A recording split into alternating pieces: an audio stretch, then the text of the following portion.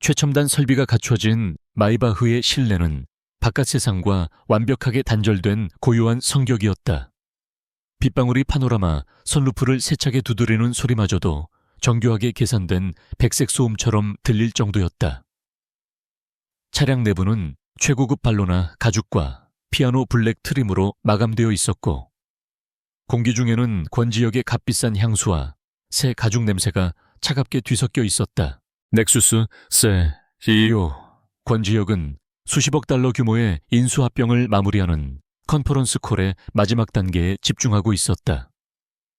그의 목소리는 얼음처럼 차갑고 정확했으며 감정은 완벽하게 배제되어 있었다. 그는 상대방의 미세한 목소리 떨림이나 숨소리의 변화를 통해 그들의 심리적 약점을 파고드는 데 능숙했다. 그에게 협상은 데이터와 확률의 게임일 뿐이었다. 최종 조건에 동의하지 않는다면 이 협상은 여기서 끝입니다. 우리는 5분 안에 대체 투자안을 실행할 준비가 되어 있습니다. 그의 말에는 어떠한 망설임도 없었다. 수화기 너머에서는 긴장된 침묵이 흘렀다. 그는 자신의 손목에 채워진 파텍 필립 시계의 초침이 소리 없이 움직이는 것을 지켜보았다. 10초, 20초. 그의 심장 박동은 분당 60회를 일정하게 유지했다. 그에게 시간은 압박을 위한 또 다른 도구였다. 마침내 상대방의 항복 선언이 들려왔다. 알겠습니다, 권 대표님. 제안을 받아들이겠습니다. 현명한 결정입니다. 세부 사항은 법무팀을 통해 전달하겠습니다. 통화를 마친 그는 아무 일도 없었다는 듯 태블릿 PC를 옆으로 밀어놓았다.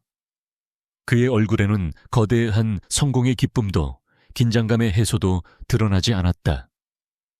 그것은 그저 해결해야 할 수많은 과제 중 하나가 완료되었을 뿐이었다. 그는 통제와 권력의 화신이었고, 그가 이룩한 제국 넥슈스는 그의 그런 성격을 그대로 반영하고 있었다. 차창 밖으로는 장대비가 억수같이 쏟아지고 있었다. 서울의 야경은 넌사인과 교통체증의 불빛들로 흐릿하게 번져나갔다.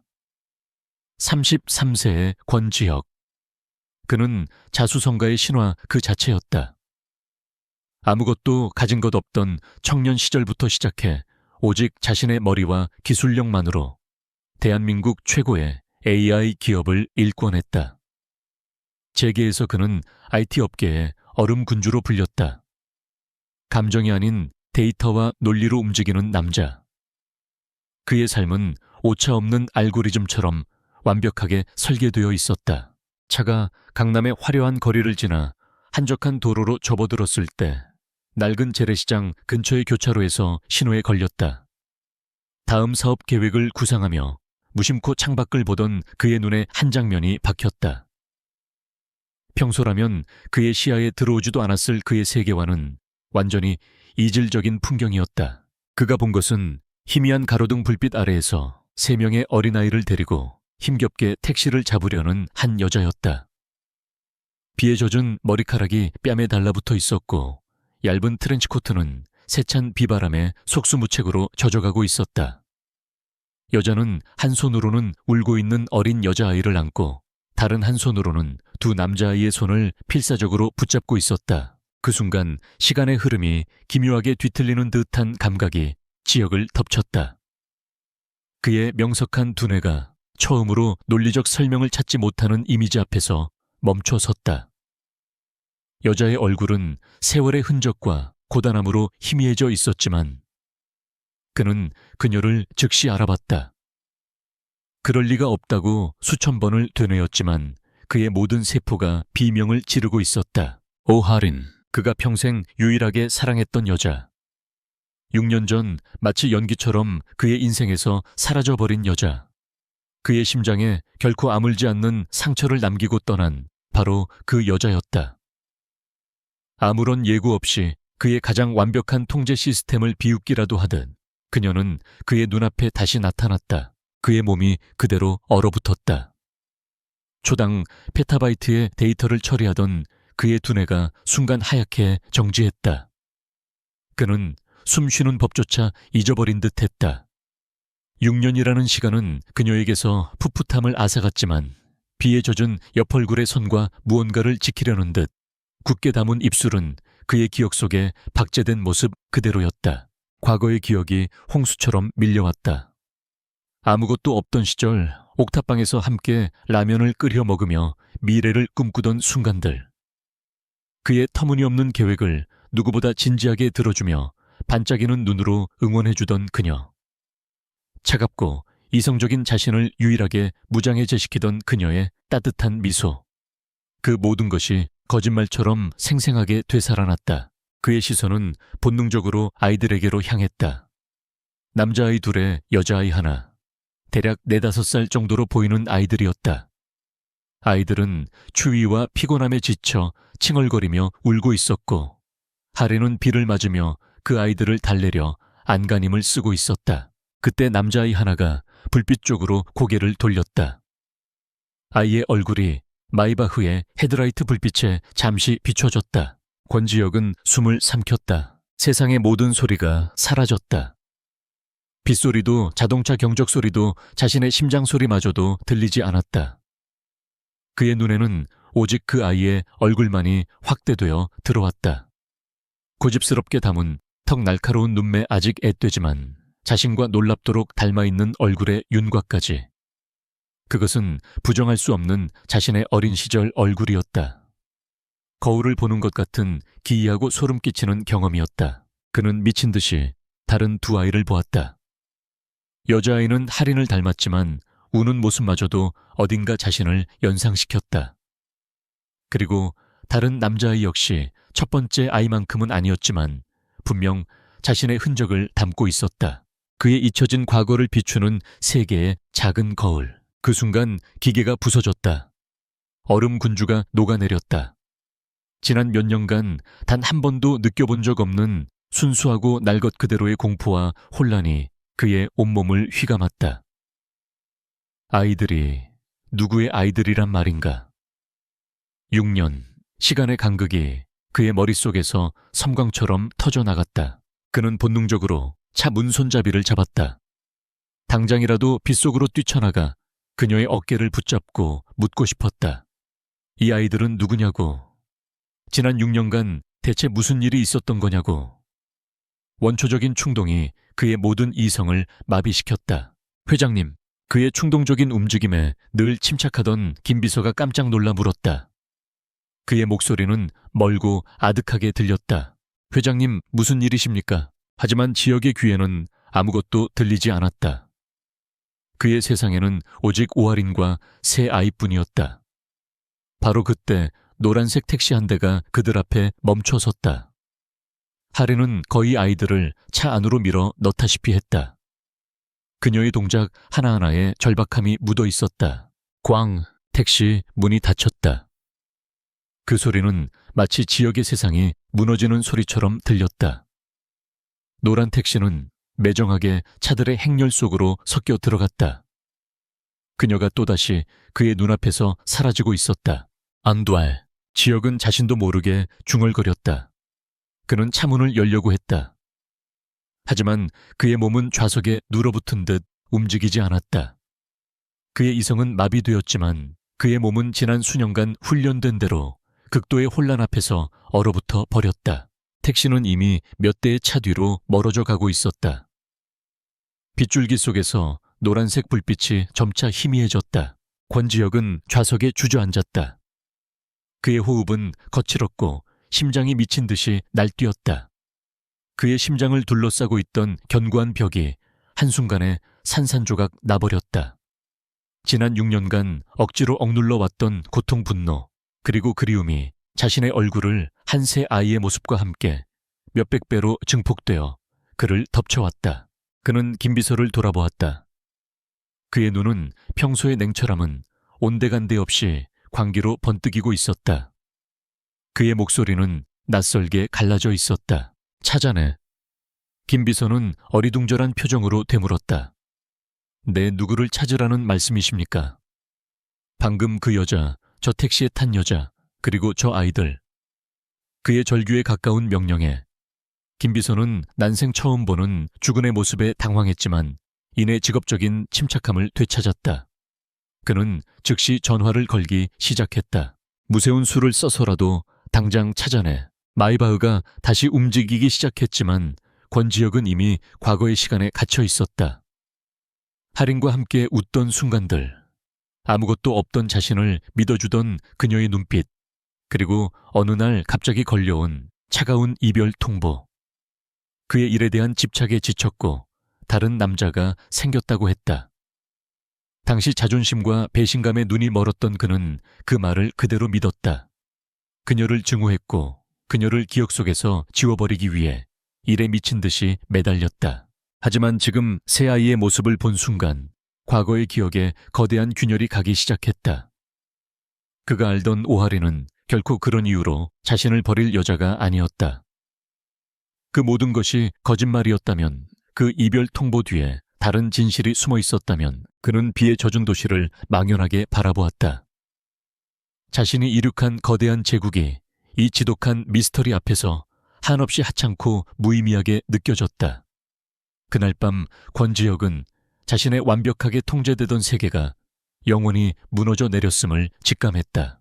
권지혁의 펜트하우스는 하룻밤 사이에 전쟁 지휘본부로 변했다. 서울의 스카이라인이 한눈에 내려다 보이는 거대한 통유리창은 칠흑 같은 어둠과 도시의 불빛을 담고 있었지만 그 안에 누구도 바깥 풍경에 관심을 두지 않았다. 평소라면 미니멀리즘의 정수를 보여주었을 차가운 대리석과 금속으로 꾸며진 거실은 넥수스의 데이터 분석팀이 급히 설치한 수십 대의 모니터와 서버로 가득 찼다. 조용한 허밍 소리를 내며 작동하는 기계들은 이 집의 주인만큼이나 냉정하게 임무를 수행하고 있었다. 권지혁은 평소에 그답지 않게 소파에 앉아있지 못하고 창가와 모니터 사이를 초조하게 오갔다. 최고급 이탈리아 원단으로 만들어진 그의 슈트는 구겨져 있었고 완벽하게 정돈되어 있던 머리카락은 그가 무의식적으로 쓸어넘긴 탓에 흐트러져 있었다. 그의 눈은 수십 개의 화면에서 쏟아지는 데이터의 홍수를 쫓고 있었지만 정작 그의 머릿속은 텅 빈 것처럼 느껴졌다. 아이의 얼굴, 할인에 지친 표정, 그리고 6년이라는 시간의 공백. 이 세 가지 변수가 그의 완벽했던 세상을 무너뜨리고 있었다. 김비서는 그의 곁을 지키며 침착하게 상황을 지휘했다. 서울시 택시조합 전체의 운행 기록을 확보했습니다. AI를 통해 해당 시간대 해당 교차로를 통과한 모든 노란색 택시를 필터링하고 있습니다. 예상 소요 시간 15분입니다. 결제 기록은 지역이 낮은 목소리로 물었다. 현금 결제일 가능성이 높습니다. 신용카드나 교통카드 사용 기록에서는 특이점이 발견되지 않았습니다. CCTV 영상 분석팀이 택시 번호판을 식별하기 위해 노력 중이지만 비가 너무 많이 와서 빛이 번지는 바람에 어려움을 겪고 있습니다. 지역은 마른 세수를 했다. 자신의 손안에 대한민국 최고의 데이터 분석 기술을 쥐고 있으면서도 한 사람을 찾는 일이 이렇게 막막하게 느껴질 줄은 몰랐다. 그가 구축한 기술의 제국은 그녀의 행방 앞에서 무력했다. 시간이 흐를수록 그의 내면에서는 폭풍이 거세졌다. 6년 전 그녀는 전화 한 통으로 이별을 통보했다. 다른 남자가 생겼다고, 그의 일에 대한 집착에 더 이상 지쳤다고. 그 목소리는 너무나 차가워서 그는 한치의 의심도 하지 않았다. 배신감과 분노가 그의 모든 슬픔을 집어삼켰다. 그는 그녀를 증오하는 방식으로 그녀를 잊으려 했다. 그리고 성공했다고 믿었다. 하지만 오늘 밤 그 믿음은 산산조각 났다. 아이들의 존재는 과거의 모든 것을 재정의하고 있었다. 만약 그 아이들이 정말 자신의 아이들이라면 그녀의 이별 통보는 모두 거짓이었단 말인가? 그렇다면 왜 무엇이 그녀를 그런 거짓말을 하게 만들었단 말인가? 찾았습니다. 한 분석팀원의 외침에 모든 사람의 시선이 한 모니터로 쏠렸다. 인근 상가의 방범용 CCTV에서 비교적 선명한 번호판 영상을 확보했습니다. 해당 택시의 운행 일지를 조회한 결과 목적지는 서대문구의 한 주택가였습니다. 주소가 스크린에 떠올랐다. 강남의 화려한 펜트하우스와는 정반대의 세상에 위치한 낡고 작은 빌라 주소였다. 지혁은 심장이 쿵하고 내려앉는 것을 느꼈다. 그가 알던 오아리는 돈 때문에 사람을 버릴 여자가 아니었다. 하지만 다른 남자를 위해 자신을 떠났다면 왜 이런 힘든 삶을 살고 있단 말인가? 모순이었다. 거대한 퍼즐의 조각들이 서로 맞지 않고 삐걱거렸다. 차 준비해. 지혁이 재킷을 집어들며 말했다. 김비서가 다급하게 그를 막아섰다. 회장님, 벌써 새벽입니다. 내일 아침에, 지금 당장. 지혁의 목소리에는 거절을 용납하지 않는 단호함이 서려 있었다.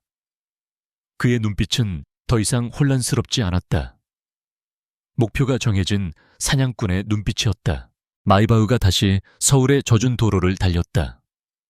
화려한 강남의 불빛이 멀어질수록 창밖의 풍경은 점차 낡고 소박해졌다. 지혁은 창밖을 보며 생각에 잠겼다. 그는 어떤 표정으로 그녀를 마주해야 할까? 무슨 말을 먼저 꺼내야 할까? 분노를 터뜨려야 할까? 아니면 해명을 요구해야 할까? 평생 단 한 번도 무언가를 요구하거나 애원해 본 적 없는 그에게 이 상황은 너무나도 낯설었다. 차가 목적지에 도착했다. 좁은 골목길은 마이바흐가 들어서기에는 너무 비좁았다. 지혁은 차에서 내려 걸었다. 새벽 공기는 비에 젖어 차가웠다. 오래된 빌라들 사이로 희미한 가로등 불빛이 길을 비추고 있었다. 어디선가 김치찌개 냄새가 풍겨왔고 한 집 담벼락에는 낡은 어린이용 세발자전거 한 대가 기대어 있었다. 그가 살았던 세상과는 전혀 다른 사람 사는 냄새가 나는 곳이었다. 그는 주소에 적힌 낡은 3층짜리 빌라 앞에 섰다. 201호. 그는 심호흡을 하고 계단을 올랐다. 심장이 격렬하게 뛰고 있었다. 초인종을 누르려던 순간 안에서 아이들의 웃음소리가 희미하게 들려왔다. 그 소리에 그의 손가락이 허공에서 멈칫했다. 저 안에 자신의 아이들이 있을지도 모른다. 그 생각만으로도 온몸의 피가 역류하는 듯했다. 그때 철문이 삐걱 소리를 내며 열렸다. 장을 보러 막 집을 나서던 참이었던 오아린과 그의 눈이 정면으로 마주쳤다. 집 안의 아이들에게 다정하게 말을 건네던 그녀의 부드러운 얼굴은 문 밖에 서 있는 지혁을 발견한 순간 차가운 철가면처럼 굳어졌다. 그녀의 눈에 스친 것은 놀라움, 그리고 곧이어 깊은 경계심과 두려움이었다. 지혁은 애써 감정을 억누르며 단도직입적으로 물었다. 그의 목소리는 그가 의도했던 것보다 더 거칠게 나왔다. 아이들 누구 아이들이지? 할인의 대답은 칼날처럼 날카롭고 차가웠다. 당신이 상관할 바 아니에요. 그녀는 마치 침입자를 막아서는 어미사자처럼 그의 앞을 가로막았다. 여긴 왜 왔어요? 내 인생에서 사라져 줬으면 좋겠는데.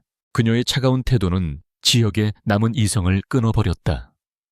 그는 한 걸음 다가서며 목소리를 높였다. 내 얼굴을 하고 있었어.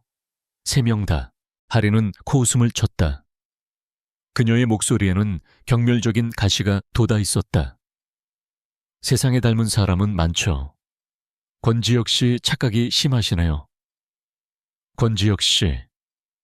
한때 세상에서 가장 다정하게 그의 이름을 불러주던 입술에서 나온 그 호칭은 비수처럼 그의 심장을 찔렀다. 이제 와서 왜 아는 척이죠? 그녀의 목소리가 격앙되었다. 6년 전에 나를 그렇게 버려놓고. 그 말은 지혁의 머릿속을 강타했다. 내가 당신을 버렸다고 그의 기억 속에서는 분명 그녀가 자신을 버렸다. 그의 모든 것을 걸었던 넥서스의 창업 자금이 위기에 처했을 때 가장 그녀의 응원이 필요했던 그 순간에 그녀는 전화 한 통으로 차갑게 이별을 통보했다. 그런데 이제 와서 자신이 그녀를 버렸다고 말하고 있었다. 무세운 소리를 하는 거야. 날 버린 건 당신이었어. 버려. 할인의 눈에 불꽃이 튀었다. 그 상황에서 내가 할 수 있는 게 뭐가 있었는데요. 당신을 위해서. 그녀는 말을 잇지 못하고 입술을 깨물었다. 마치 해서는 안 될 말을 할 뻔했다는 듯이. 지혁은 혼란스러웠다. 그녀의 반응은 단순히 과거를 부정하는 사람의 것이 아니었다. 너무나 고통스러운 비밀을 지키려는 절박한 몸부림처럼 느껴졌다. 그는 자신이 아는 유일한 문제 해결 방식을 꺼내들었다. 원하는 게 뭐야? 돈집 뭐든 말만 해. 네가 원하는 거 전부 다 해줄 수 있어. 그 말은 할인의 마지막 남은 인내심을 끊어버렸다. 그녀의 눈에서 지혁이 한때 사랑했던 그 불꽃이 타올랐다. 돈 6년 전엔 내 존재 자체를 부정하더니 이제 와서 돈으로 해결하시겠다. 당신은 여전하구나, 권지혁. 그녀의 눈에는 실망과 경멸이 가득했다. 돌아가요. 그리고 다시는 내 아이들 앞에 나타나지 마. 당신 같은 사람한테 보여주기엔 너무나 소중한 아이들이니까. 그녀는 문을 세게 닫아버렸다. 쾅! 요란한 소리와 함께 그는 또다시 그녀의 세계 밖으로 내쳐졌다. 문이 닫히기 직전 그는 문틈으로 자신을 두려운 눈으로 쳐다보던 아이들의 모습을 보았다. 그 순수한 눈망울에 비친 자신의 모습이 괴물처럼 느껴졌다. 그는 그 낡은 빌라 골목에 선 채 완벽한 패배를 맛보았다. 수십억 달러의 계약을 성사시킨 지 불과 몇 시간 만에 그는 닫힌 문 하나 앞에서 아무것도 할 수 없는 무력한 남자가 되어 있었다. 차로 돌아온 지혁은 할인의 말에 잠식당했다. 6년 전에 나를 그렇게 버려놓고 그는 항상 그녀가 자신을 버렸다고 믿어왔다. 하지만 지금 그의 돈을 경멸하며 새 아이를 힘들게 키우는 그녀의 모습을 본 순간 과거의 기억에 균열이 가기 시작했다. 전화 속의 그녀와 눈앞의 그녀는 완전히 다른 사람이었다. 왜 그녀는 다른 남자를 위해 자신을 떠나 이런 힘든 삶을 살고 있는 것인가? 그리고 그녀의 그 필사적인 부정은 거짓말이라기보다는 무언가를 필사적으로 지키려는 것처럼 보였다. 권지혁은 김비서에게 전화를 걸었다. 그의 목소리는 더 이상 공황 상태가 아니었다. 차갑고 분석적인 본래의 얼음 군주로 돌아와 있었다. 김비서, 네 회장님. 오하린 씨의 지난 6년을 다시 조사해. 단순한 거주지나 직업이 아니야. 그녀 주변의 모든 것, 모든 사람. 특히 그녀가 6년 전 한국을 떠날 때의 모든 정황을 샅샅이 뒤져봐. 그는 잠시 말을 멈췄다가 더욱 차가운 목소리로 덧붙였다. 그리고 6년 전 넥수스의 기술 유출 누명 사건. 처음부터 다시 재검토해. 경찰 조사 자료, 내부 감사 자료 관련된 모든 것을. 김비서는 의아했지만 아무것도 묻지 않았다. 알겠습니다, 회장님. 전화를 끊은 지혁은 자신이 방금 내쳐졌던 그 작은 빌라를 응시했다. 지난 6년간 진실이라고 믿었던 모든 것이 사실은 복잡하게 얽힌 거짓일지도 모른다는 끔찍한 예감이 그의 온몸을 휘감았다. 이제 이것은 단순히 과거의 연인을 찾는 문제가 아니었다. 자신의 과거와 현재, 그리고 어쩌면 미래까지 모두 갇혀있는 그 닫힌 문 뒤의 진실을 찾아내는 전쟁의 시작이었다. 쾅! 육중한 철문이 닫히는 소리는 오하린의 세계와 권지혁의 세계를 다시 한번 갈라놓는 경계선처럼 울렸다. 그녀는 문의 등을 기댄 채 가쁜 숨을 몰아쉬었다. 심장이 귀 밑에서 미친 듯이 울리고 있었고 다리는 후들거려 금방이라도 주저앉을 것 같았다. 강인한 가면 뒤로 지독한 불안감이 파도처럼 밀려왔다. 그가 찾아왔다. 6년 동안 단 한순간도 잊지 못했지만 동시에 다시는 마주치고 싶지 않았던 남자. 그녀가 지키고자 했던 모든 것을 위협할 수 있는 유일한 남자 권지혁이 바로 문 밖에 서 있었다. 엄마, 아까 그 아저씨 누구야? 무섭게 생겼어. 첫째, 하준이가 걱정스러운 얼굴로 그녀의 옷자락을 잡아당기며 물었다. 그 옆에는 쌍둥이 동생 서준이와 막내딸. 하은이가 겁에 질린 눈으로 그녀를 올려다보고 있었다. 아이들의 불안한 눈빛을 마주한 순간 하리는 마법처럼 자신의 혼란을 억눌렀다. 그녀는 아이들의 엄마였다. 이 작은 우주의 유일한 방패이자 기둥이었다. 하리는 황급히 표정을 갈무리하고 아이들의 눈높이에 맞춰 몸을 낮췄다. 그녀는 새 아이를 한 번에 꼭 껴안으며 세상에서 가장 다정한 목소리로 속삭였다. 아무도 아니야, 우리 아가들. 그냥 길을 잃은 아저씨인가 봐. 엄마가 여기 있잖아. 아무 걱정하지 마. 그녀는 아이들을 안심시키고 나서야 떨리는 손으로 현관문을 잠갔다. 딸칵하고 잠금쇠가 걸리는 소리가 나자 비로소 그녀는 자신이 숨을 참고 있었다는 것을 깨달았다. 아이들을 씻기고 저녁을 먹이고 잠자리에 누워 동화책을 읽어주는 동안 할인의 마음속은 폭풍우가 몰아치고 있었다. 지역의 눈빛, 그의 목소리, 그리고 그의 마지막 질문이 계속해서 귓가에 맴돌았다. 원하는 게 뭐야, 돈집. 그는 여전히 변하지 않았다. 모든 것을 돈과 권력으로 해결할 수 있다고 믿는 남자. 하지만 그를 그렇게 만든 것은 다름 아닌 자신일지도 모른다는 죄책감이 그녀의 목을 조여왔다. 6년 만에 귀국. 그것은 결코 권지혁을 다시 만나기 위함이 아니었다. 지방의 작은 요양병원에 계신 어머니의 병세가 악화되었기 때문이었다. 기약 없는 병원비를 감당하기 위해 그녀는 위험한 일에 손을 댈 수밖에 없었다. 그녀의 복수는 생존과 뒤얽혀 있었다. 지역의 등장은 그녀의 모든 계획을 뿌리부터 뒤흔드는 최악의 변수였다. 그는 그녀가 지키려 했던 아이들과 그녀가 파멸시키려 했던 목표물 사이에 놓인 시한폭탄과도 같았다. 아이들이 모두 잠든 깊은 밤. 시계가 자정을 넘어서자 평범한 서민 가정집의 거실은 최첨단 지휘본부로 변했다. 하리는 소파 테이블 위에 랩탑 2대와 여러 개의 외장 하드를 연결했다.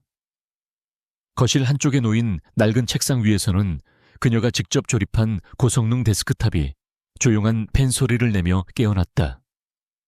세 대의 모니터가 어둠 속에서 푸른빛을 발했고 복잡한 코드와 데이터 스트리미 화면 위를 빠르게 흘러갔다. 그녀의 손가락은 키보드 위에서 춤을 추듯 현란하게 움직였다. 화면에 비친 그녀의 얼굴은 더 이상 다정한 엄마의 모습이 아니었다.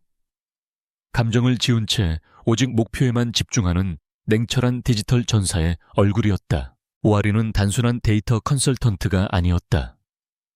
그녀는 복잡한 방화벽과 암호화된 서버를 자유롭게 넘나드는 디지털 유령 천재적인 사이버 보안 전문가였다. 과거 넥서스의 인턴 시절 그녀의 재능을 알아본 사람은 권지혁이 유일했다. 그는 그녀에게 단순한 인턴 이상의 기회를 주었고 그녀는 그의 기대를 뛰어넘는 성과를 보여주었다. 그 시간들은 그녀의 인생에서 가장 행복했던 순간이었다. 그리고 그 재능이 결국 그녀의 모든 것을 앗아갔다. 그녀의 목표는 단 하나, 베리타스 그룹의 최진석 회장이었다. 6년 전 자신의 인생을 나락으로 떨어뜨리고 사랑하는 남자를 범죄자로 만들 뻔했던 바로 그 남자. 그녀는 그의 불법 자금 흐름을 수년째 추적해왔고 마침내 그의 숨통을 끊을 결정적인 증거에 가까워지고 있었다. 한쪽 모니터에는 베리타스 그룹의 복잡한 조직도가 거미줄처럼 펼쳐져 있었다.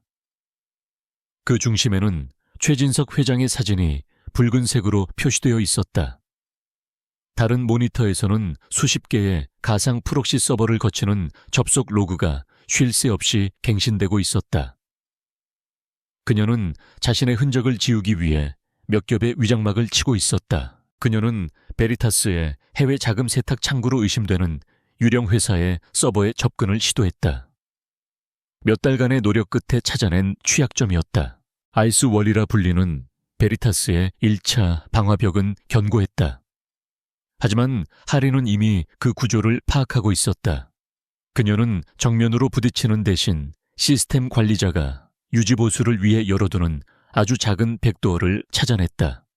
그녀가 직접 코딩한 스크립트가 실행되자 몇 줄의 코드가 마치 유령처럼 방화벽을 통과했다. 진입 성공. 하지만 안심하긴 일렀다.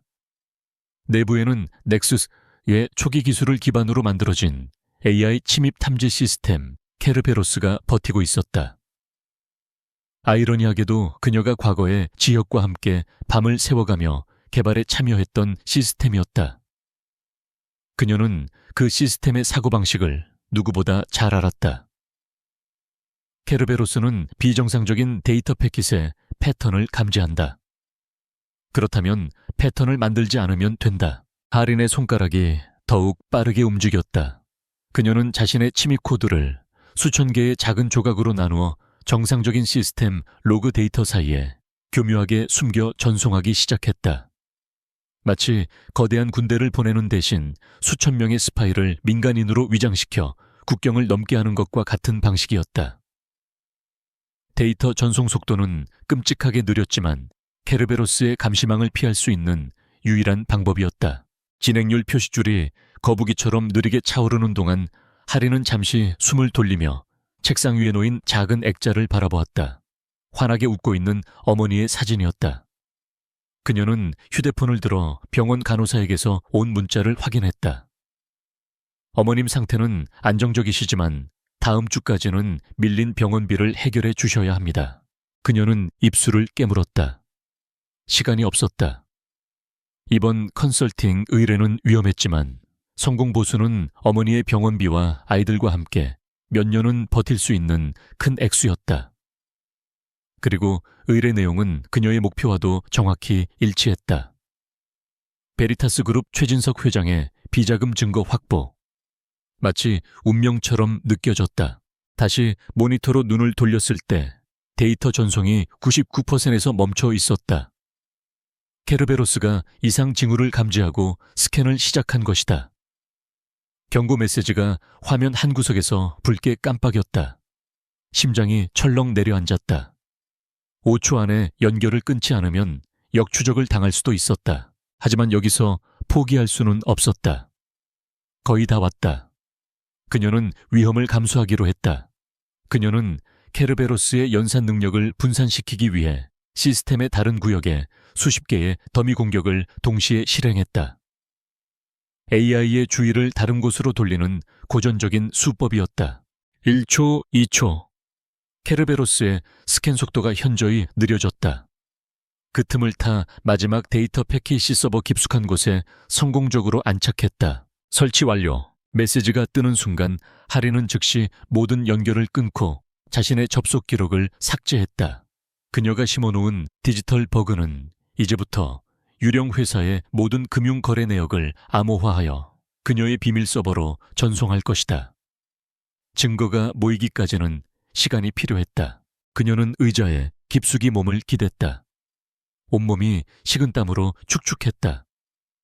성공의 안도감도 잠시 권지혁의 얼굴이 다시 떠올랐다. 그의 등장은 그녀의 계획에 예측 불가능한 위험을 더했다.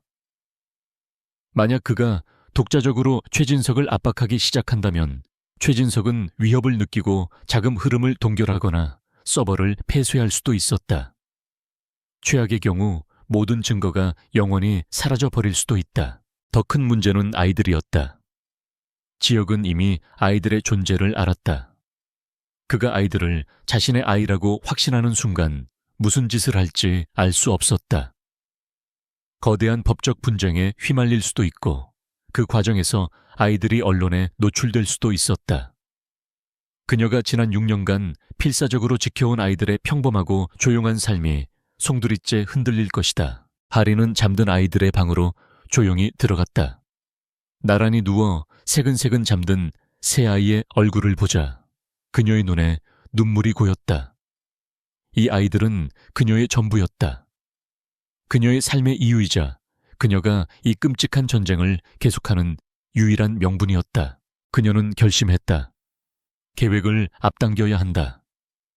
최진석의 숨통을 더 빨리 끊어야 한다. 그리고 권지혁이 진실에 더 가까이 다가오기 전에 이 모든 것을 끝내고 아이들과 함께 다시 사라져야 한다. 그녀는 두 개의 거대한 폭풍 최진석의 위협과 권지혁의 집착 사이에서 아이들을 지켜내야만 했다. 그녀의 고독한 전쟁은 이제 막 가장 위험한 국면으로 접어들고 있었다. 베리타스 그룹의 회장실은 시간의 흐름이 멈춘 듯한 고풍스러운 공간이었다.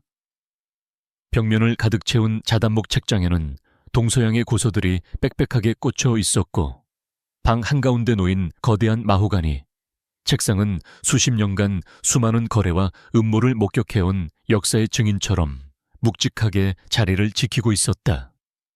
공기 중에는 낡은 책과 값비싼 시가, 그리고 권력의 냄새가 짙게 배어 있었다. 이 공간의 주인인 최진석 회장은 자신의 나이만큼이나 오래되어 보이는 가죽 의자에 깊숙이 몸을 묻은 채 비서실장이 방금 보고한 내용을 조용히 곱씹고 있었다.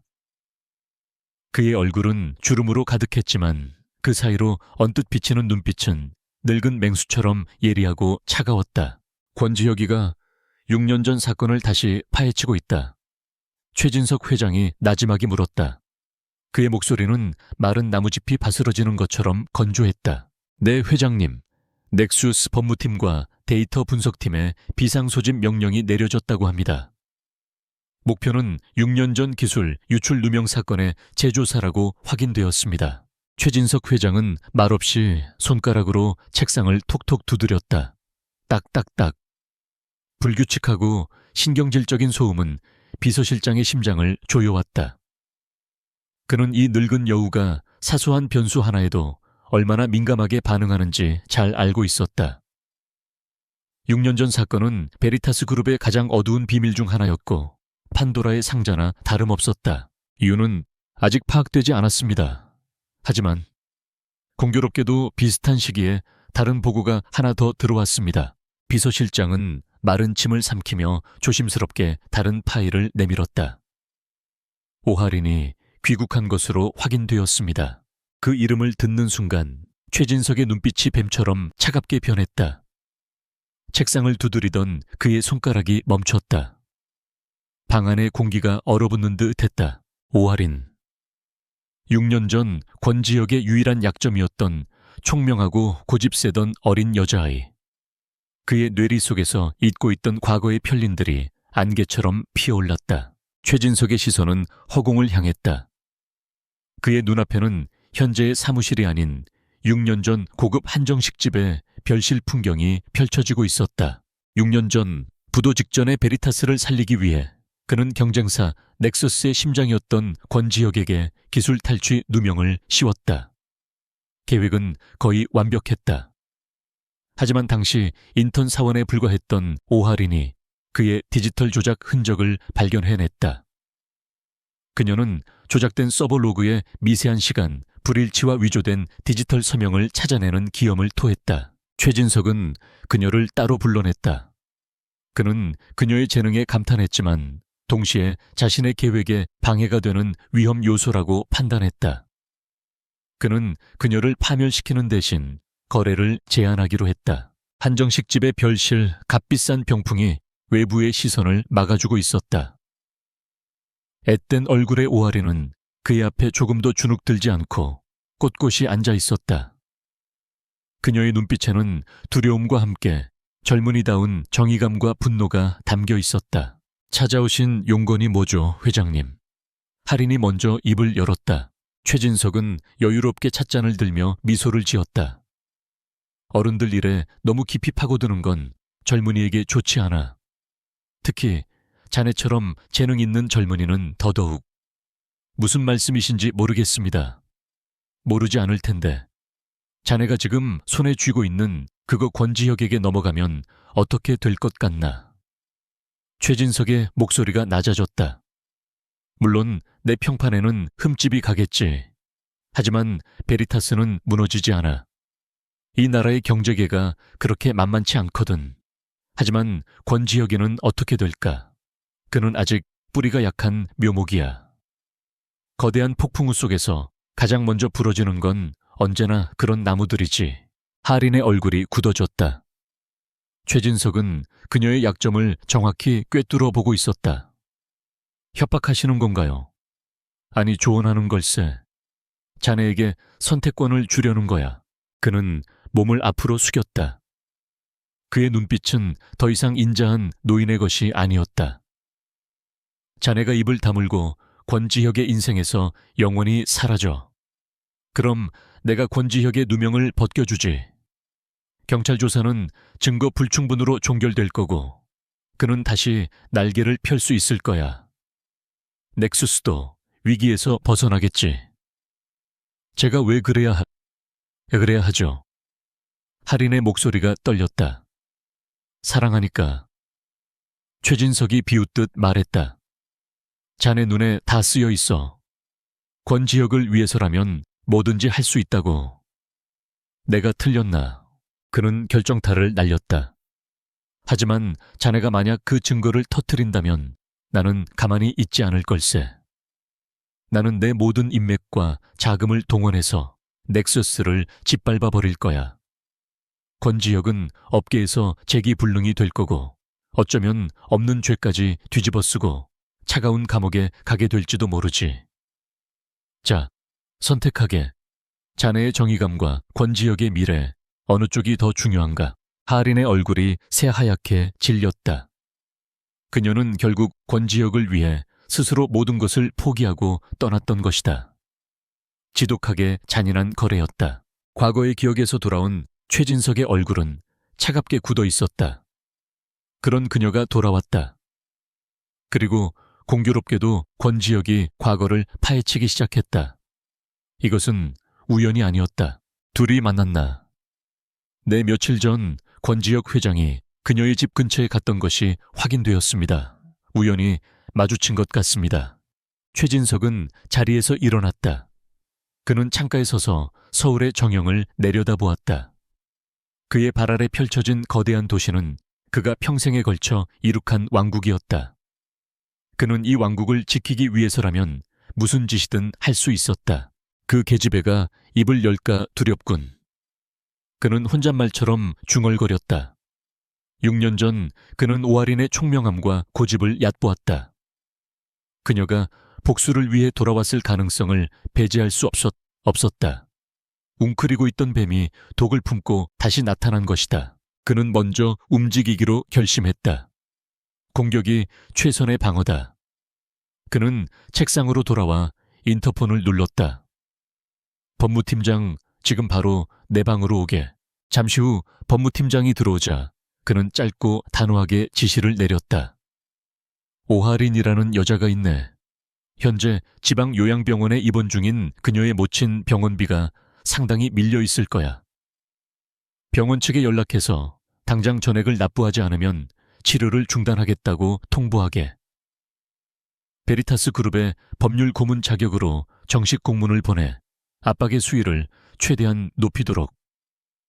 알겠습니다, 회장님. 법무팀장이 나가자 그는 두 번째 전화를 걸었다. 그의 보이지 않는 손이 움직이기 시작하자 하린의 삶은 순식간에 벼랑 끝으로 내몰릴 준비를 마쳤다. 나다. 오하린의 해외 계좌들 추적해서 전부 마비시켜. 프리랜서로 일하던 것 같은데 돈줄을 완벽하게 끊어버려. 그녀가 누구를 건드렸는지 뼈저리게 느끼게 해줘야지. 마지막으로 그는 비서실장에게 고개를 돌렸다. 그녀가 사는 곳 알아냈다고 했나? 내 서대문구의 낡은 빌라입니다. 사람을 붙여 24시간 감시해 누구를 만나는지 어디를 가는지 심지어 슈퍼마켓에 뭘 사러 가는지까지 전부 보고해. 단 절대 들키지 마. 아직은 그림자처럼 움직여야 해. 비서실장은 등골이 서늘해지는 것을 느끼며 고개를 숙였다. 명심하겠습니다, 회장님. 모든 지시를 마친 최진석은 다시 의자에 몸을 기댔다. 그는 시계불을 붙이고 깊게 빨아들였다. 희뿌연 연기가 그의 주름진 얼굴을 감쌌다. 그의 눈빛은 이제 평온을 되찾아 있었다. 그는 모든 변수를 통제해 두었다고 생각했다. 돈줄을 끊고 가족을 이용해 압박하고 일거수일투족을 감시한다. 평범한 여자라면 며칠 안에 무너져 내릴 것이다.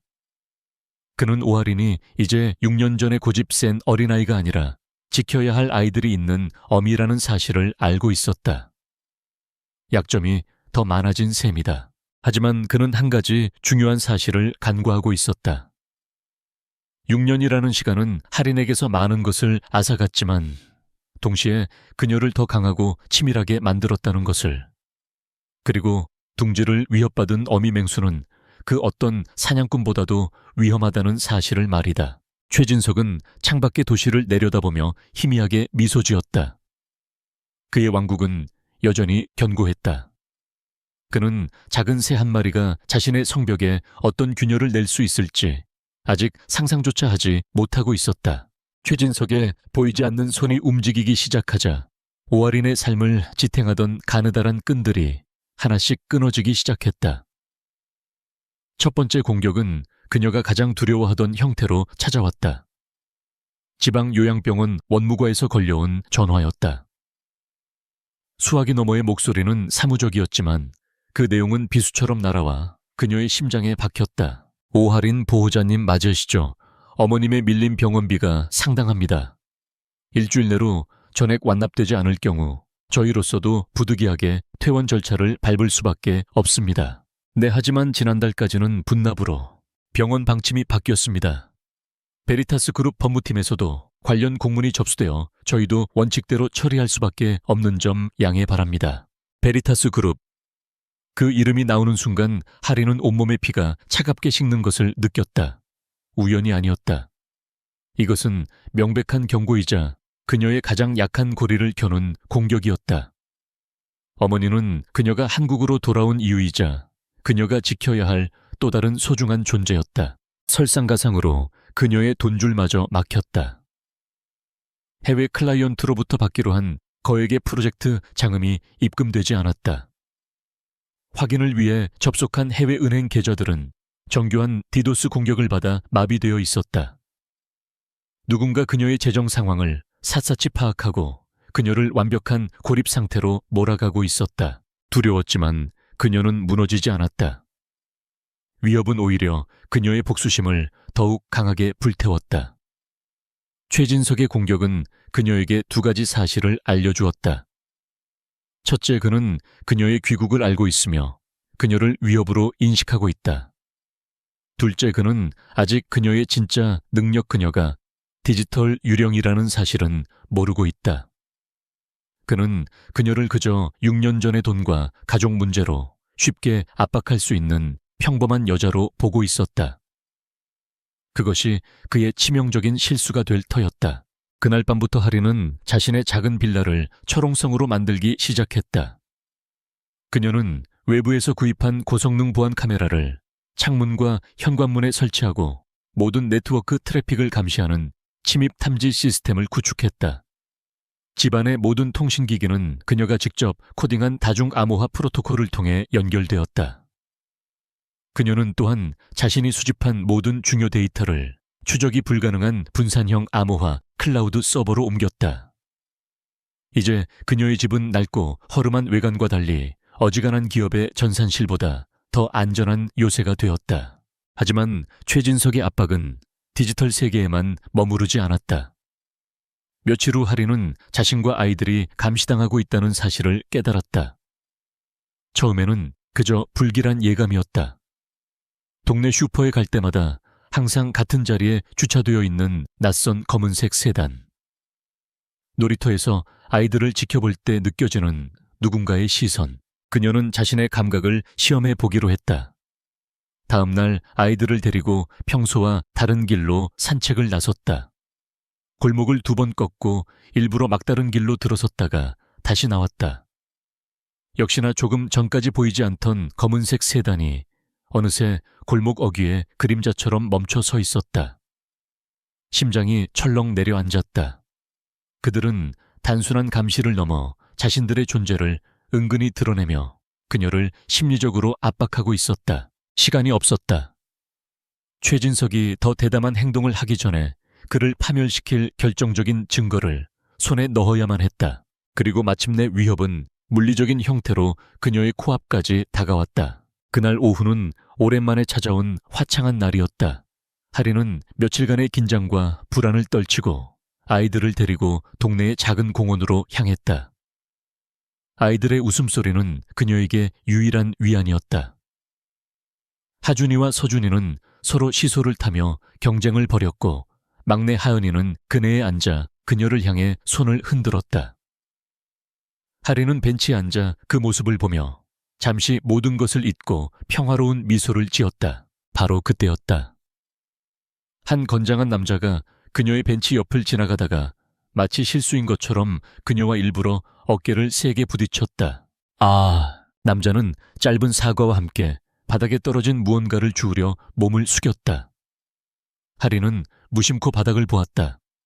그녀의 심장이 그 자리에서 멎는 듯했다. 바닥에 떨어진 것은 사진 한 장이었다. 그것은 조금 전 바로 저 그네 위에서 신나게 웃고 있던 자신의 딸 혜은이를 몰래 찍은 클로즈업 사진이었다. 전문적인 망원 렌즈로 찍은 듯 아이의 해맑은 표정과 머리카락 한 올 한 올까지 소름 끼치도록 선명했다. 남자는 사진을 주워들고는 아무 말 없이 의미심장하고 차가운 눈빛으로 그녀를 한번 쓱 쳐다보았다. 그 눈빛은 모든 것을 말하고 있었다. 우리는 내 아이들을 언제든 건드릴 수 있다. 소리 없는 협박. 남자는 이내 인파 속으로 무심히 사라졌다. 하리는 그 자리에 얼어붙은 채 아이들의 작은 손을 필사적으로 움켜쥐었다. 손에 힘이 너무 들어갔는지 혜은이가 작게 끙하는 소리를 냈지만 그녀는 알아차리지 못했다. 평화롭던 공원의 풍경이 순식간에 지옥으로 변했다. 주변의 모든 사람들이 잠재적인 위협으로 보였다. 웃고 떠드는 모든 소음이 비명처럼 들렸다. 그녀의 얼굴은 공포와 동시에 차가운 사례로 하얗게 질려 있었다. 최진석은 넘지 말아야 할 선을 넘었다. 그는 그녀의 가장 소중한 것을, 그녀의 영린을 건드렸다. 집으로 돌아오는 내내 하리는 한 손으로는 혜은이를 안고 다른 한 손으로는 두 아들의 손을 놓지 않았다. 그녀의 머릿속은 복잡한 계산으로 가득 차 있었다. 이대로는 안 된다. 방어만으로는 아이들을 지킬 수 없다. 없다. 최진석이 아이들에게 어떤 해를 가하기 전에 그가 다시는 누구도 위협할 수 없도록 만들어야 한다. 그날 밤 아이들이 잠든 것을 확인한 하리는 컴퓨터 앞에 앉았다. 그녀의 눈빛은 더 이상 두려움에 떨고 있지 않았다. 차갑고 단단한 결의로 가득 차 있었다. 과거의 망령은 이제 단순한 기억이 아니었다. 그녀가 세상에서 유일하게 사랑하는 존재들을 위협하는 실제하는 악마가 되어 돌아왔다. 그리고 악마를 사냥하기 위해서는 스스로 악마보다 더 지독해져야만 했다. 그녀는 더 이상 최진석의 불법 자금 흐름을 추적하는데 만족하지 않기로 했다. 그것은 시간이 너무 오래 걸렸다. 그녀는 그의 심장을 직접 겨눌 칼을 빼들기로 결심했다. 그녀의 손가락이 키보드 위에서 분주하게 움직이기 시작했다. 그녀의 새로운 목표는 베리타스 그룹이 해외 투자사와 진행 중이던 극비 협상이었다. 수십억 달러의 투자금이 걸린 최진석이 사활을 걸고 있는 프로젝트였다. 그녀는 돈을 훔치거나 정보를 빼내지 않을 것이다. 그것은 증거를 남길 수 있었다. 대신 그녀는 그들의 시스템 속 유령이 되어 가장 결정적인 순간에 보이지 않는 혼란을 일으킬 계획이었다. 협상의 가장 핵심적인 데이터 패킷이 전송되는 순간 아주 미세한 지연과 손상을 일으켜 협상 자체를 파탄 내버리는 것. 이것은 단순한 복수가 아니었다. 선전포고였다. 나는 네가 생각하는 것처럼 약하지 않아. 그리고 네가 내 아이들을 건드린 대가가 얼마나 끔찍한지 보여주겠어. 어둠 속에서 그녀의 눈이 섬뜩하게 빛났다. 고독한 방역의 서막이 오르고 있었다. 권지혁은 넥서스의 업무를 거의 내팽개치다시피 하고 과거의 진실을 파헤치는 데에만 몰두했다. 그의 집무실은 24시간 불이 꺼지지 않았고 그의 광적인 집착에 비서실과 법무팀은 비상사태에 돌입했다. 그의 지시는 단 하나였다. 6년 전 오하린이 떠나던 시점과 맞물렸던 넥서스의 기술 유출 누명 사건을 원점에서부터 단 하나의 오차도 없이 다시 재검토하라. 넥서스의 심장부 코어라 불리는 중앙 서버실에 위치한 슈퍼컴퓨터 루시드가 가동되기 시작했다. 루시드는 권지혁이 직접 설계한 최첨단 AI 포렌식 분석 시스템이었다. 수사기관의 그 어떤 장비보다도 뛰어난 성능을 자랑하는 루시드의 임무는 6년이라는 시간의 먼지 속에 묻혀버린 디지털 증거의 파편들을 복원하고 재구성하는 것이었다. 집무실의 거대한 스크린에는 루시드가 분석하는 데이터의 흐름이 복잡한 3D 그래픽으로 시각화되어 펼쳐지고 있었다. 그것은 마치 고고학자가 오래된 유적지를 발굴하는 과정과도 같았다. 수백만 개의 평범한 데이터 조각들 사이에서 변형되거나 삭제된 단 하나의 비정상적인 흔적을 찾아내는 작업이었다. 김 비서가 지친 얼굴로 보고했다. 회장님, 당시 경찰 조사 자료와 저희 내부 감사팀의 보고서를 모두 재검토했지만 결론은 동일합니다. 모든 증거가 회장님의 개인 서버에서 소스 코드가 유출되었음을 가리키고 있습니다. 외부 침입의 흔적은 발견되지 않았습니다. 흔적이 없는 게 아니야. 보지 못했던 거겠지. 지역은 스크린에서 눈을 떼지 않은 채 차갑게 말했다. 그의 눈은 핏발이 서 있었지만 그 어느 때보다도 날카롭게 빛나고 있었다. 루시드 딥다이브 모드로 전환해. 표층 데이터가 아니라 서버의 물리적 섹터 레벨까지 파고 들어가. 삭제된 데이터에 잔영 덮어쓰기 된 파일의 중첩 흔적 모든 걸 분석해. 그의 명령에 따라 루시드는 수면 아래의 심해로 잠수하듯 데이터의 가장 깊은 곳으로 파고들기 시작했다. 시간이 지루하게 흘렀다. 몇 시간 동안 스크린에는 의미를 알 수 없는 코드의 파편들만이 스쳐 지나갔다. 지켜보던 분석 팀원들의 얼굴에 지친 기색이 역력해질 무렵이었다. 날카로운 경고음이 울렸다. 스크린 중앙에 붉은색 점 하나가 깜빡이기 시작했다. 찾았습니다. 한 팀원이 외쳤다. 아주 미세한 시간 불일치입니다. 서버의 시스템, 로그 파일과 네트워크 게이트웨이의 트래픽 로그 사이에 0.3초의 오차가 있습니다. 3초. 인간은 인지할 수도 없는 찰나의 순간. 하지만 디지털 세계에서 그것은 지울 수 없는 족적이었다. 지역이 스크린 앞으로 다가섰다. 그 시간대에 무슨 일이 있었지? 로그상으로는 단순한 시스템 동기화 오류로 기록되어 있습니다. 하지만 루시드의 분석 결과 이 오류는 외부에서 정교하게 조작된 백도어를 통해 특정 데이터 패킷을 주입하는 과정에서 발생한 것으로 보입니다. 화면에 새로운 정보가 떠올랐다. 당시 그의 서버에서 발견되었다는 도난된 소스 코드는 사실 외부에서 심어진 가짜 증거였다는 것이다. 누군가 그의 집에 몰래 들어와 위조 지폐를 놓고 간 것과 마찬가지였다. 그 해킹의 디지털 서명은 지역의 목소리가 얼음처럼 차가워졌다. 팀원의 손가락이 키보드를 두드렸다. 잠시 후 스크린에 나타난 결과를 보는 순간 집무실의 모든 공기가 얼어붙었다. 디지털 서명 출처 베리타스 그룹 소유, IP 주소 블록, 진실의 윤곽이 드러나는 순간 지역은 온몸에 피가 역류하는 듯한 충격을 받았다. 그는 완벽하게 함정에 빠졌던 것이다. 모든 퍼즐 조각이 섬뜩하게 맞춰졌다. 자신이 누명을 썼던 시점, 할인이 이별을 통보한 시점. 그 두 개의 점은 정확히 일치했다. 그녀의 차가운 목소리, 부자연스러웠던 이별의 이유, 그리고 자신을 버렸다고 원망하던 그녀의 눈빛. 그것은 배신이 아니었다. 자신을 구하기 위한 필사적인 연극이었을지도 모른다. 그는 아무것도 희생하지 않았지만 그녀는 모든 것을 희생하고 그의 곁을 떠나야만 했다. 할인, 그의 입에서 낮은 신음이 터져 나왔다.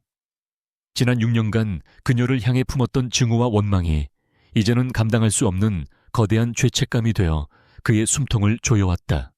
그의 분노는 이제 오할인이 아닌 이 모든 비극을 연출한 진짜 적 최진석 회장을 향했다. 같은 시각 서울의 또 다른 곳.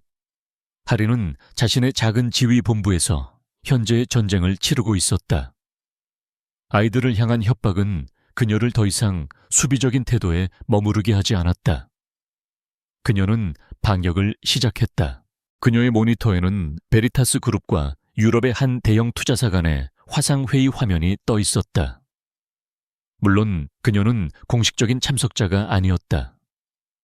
그녀가 심어놓은 디지털 버그를 통해 그들의 내부 통신망을 감청하고 있는 것이었다. 정면 대결로는 승산이 없었다. 그래서 그녀는 그들의 시스템 속 유령이 되기로 했다. 최종 계약서의 데이터 패킷 전송을 시작하겠습니다.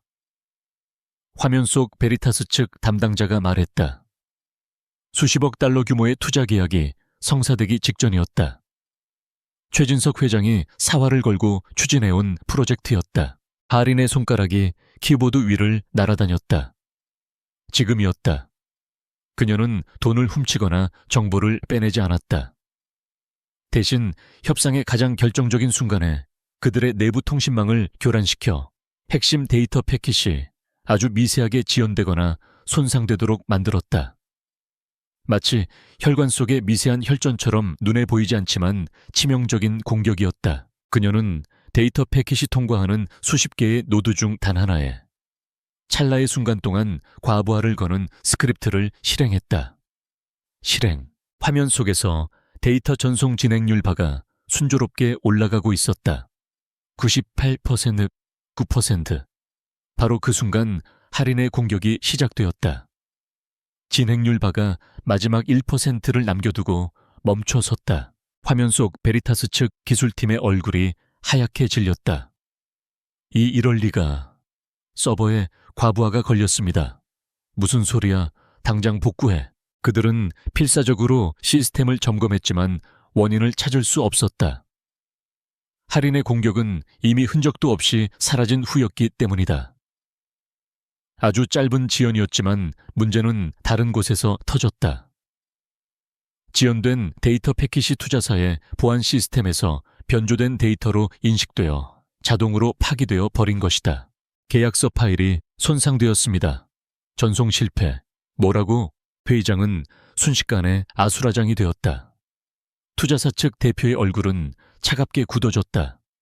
중요한 계약의 마지막 순간에 발생한 어처구니 없는 시스템 오류는 베리타스 그룹의 신뢰도에 치명적인 타격을 입혔다. 이런 기본적인 시스템 관리도 못하는 회사와 수십억 달러의 미래를 논할 수는 없겠군요. 이번 계약은 없던 일로 하겠습니다. 투자사 측 대표가 일방적으로 회의를 종료했다. 하린은 차갑게 식어가는 모니터를 보며 조용히 접속을 끊었다. 같은 시간 베리타스 그룹 회장실. 최진석 회장은 보고를 받고 길길이 날뛰었다. 고작 시스템 오류 때문에 수십억 달러짜리 계약이 날아갔다고. 이게 말이나 되는 소린가. 그는 재떨이를 집어던졌다. 기술팀은 원인을 찾지 못했다며 고개를 숙일 뿐이었다. 외부 침입의 흔적은 전혀 없었다. 그저 재수없는 시스템 오류로밖에 보이지 않았다. 하지만 최진석의 동물적인 감각은 이것이 우연이 아니라고 경고하고 있었다. 오할인, 그 계집의 짓인가? 하지만 증거가 없었다.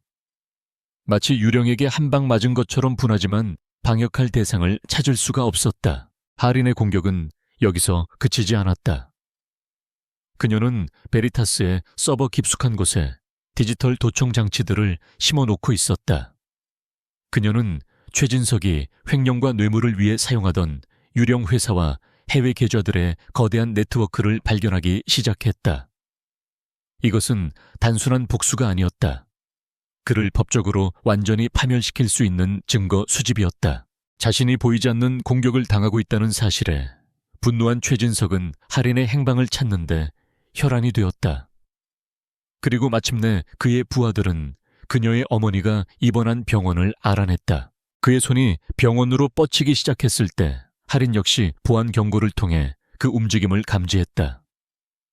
그녀는 즉시 그동안 모아둔 돈으로 어머니를 다른 안전한 시설로 옮기고 모든 기록을 위장했다. 최진석의 부하들이 병원에 닥쳤을 때 이미 그곳엔 아무런 흔적도 남아있지 않았다.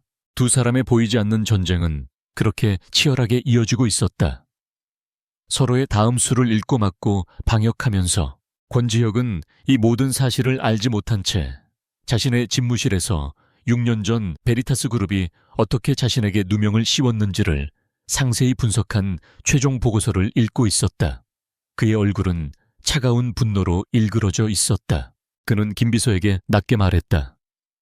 최진석, 그 늙은 여우를 사냥할 시간이다. 같은 시각 할인은 아이들이 잠든 임시 거처에서 최진석의 불법 금융 네트워크의 핵심 줄기를 찾아낸 화면을 보고 있었다. 그녀는 승리를 확신하며 혼잣말을 내뱉었다. 이제 거의 다 왔어. 조금만 더. 서로의 행동을 알지 못한 채 두 사람은 이제 같은 목표물을 향해 칼을 겨누고 있었다. 조용했던 전쟁은 이제 전면전으로 번지기 직전이었다. 권지혁의 선전포고는 넥서스 그룹의 긴급 이사회에서 시작되었다. 차갑게 가라앉은 회의실의 공기는 수십 명의 임원들이 내뿜는 긴장감과 당혹감으로 가득 차 있었다. 그들의 앞에 놓인 태블릿 PC 화면에는 AI 기업인 넥수스와는 아무런 연관성도 없어 보이는 중견 건설사 태영건설에 대한 적대적 M&A 계획안이 떠 있었다. 이해할 수 없습니다. 없습니다, 회장님. 한 중격이 용기를 내어 입을 열었다. AI 기업인 우리가 왜 건설사를 인수해야 합니까? 시너지 효과도 불분명하고 무엇보다 적대적 M&A는 시장에 엄청난 파장을 일으킬 것입니다. 임원들은 혼란에 빠졌다. 그들이 알던 권지혁은 단 한 번도 이처럼 비논리적이고 충동적인 결정을 내린 적이 없었다. 그의 모든 사업적 판단은 철저한 데이터 분석과 수익성 계산에 기반해 있었다. 하지만 이번 결정은 그의 방식과는 완전히 동떨어져 보였다. 권지혁은 자신의 개인적인 복수심을 차가운 무표정 뒤에 완벽하게 숨긴 채 냉철한 사업 논리를 펼쳤다. 그는 자리에서 일어나 회의실 전면에 거대한 스마트 스크린을 가리켰다. 여러분은 나무만 보고 숲을 보지 못하고 있습니다. 태영건설은 단순한 건설사가 아닙니다. 저평가된 우량 기업이며 넥서스가 추진하는 차세대 스마트시티 사업의 핵심적인 역할을 할 수 있는 마지막 퍼즐 조각입니다. 그의 목소리는 회의실 전체를 압도했다.